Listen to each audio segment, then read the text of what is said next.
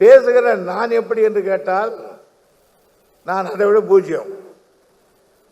முதலாக நான் வக்கீலாகி பெரிய கோட்டெல்லாம் தச்சு போட்டு பெரிய பல்கி வாலா மாதிரி முதல் நாளே போகிறேன்.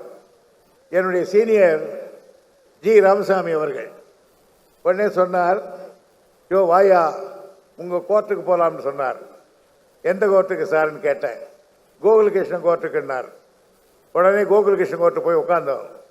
நான் அப்படியே பிரமாதமாக உட்காந்துருந்தேன். என்னை பார்த்தார் அவர்.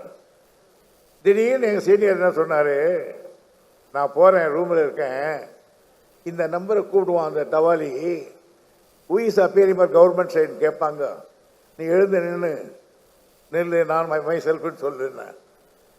அடுத்து ஒரு கேள்வி கேட்பாங்க, you are appearing government side, yes, what is opinion அப்படி கேட்பாங்க.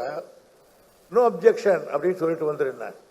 சார் தலைக்காலம் தெரியாமல் அப்ஜெக்ஷன் சொல்கிறீங்களே, எதாவது மாட்டிக்கிட்டா என்ன சார் பண்ணுறது என்ன? அதெல்லாம் கிடையாது, அப்ஜெக்ஷன் தான், அவ்வளோதான். சரி நான் கோகுல எடுத்தோடனே எழுது நின்று வாட் இஸ் ஒப்பீனியன், நான் நோ அப்ஜெக்ஷன்ஸ் தான். அவர் திருப்பி கேட்டார், are you appearing government side, yes, you are saying no objection, yes, why are you saying like that? My senior told me like that, sir. Where is your senior now? He's in chamber now. Go and bring him now. அங்கே போன என்ன சொல்லிட்டேன்னாரு, ஒதுக்கிறான் வாங்க சாருங்க. அரை மணி நேரம் பேசி வாங்கன்னு வாங்கிட்டேன் கோகல். உடனே போகும்போது அந்த வாலிக்கிட்ட கூட்டு துறைமுனை ராத்திரி வீட்டுக்கு வர சொல்லுன்னார்.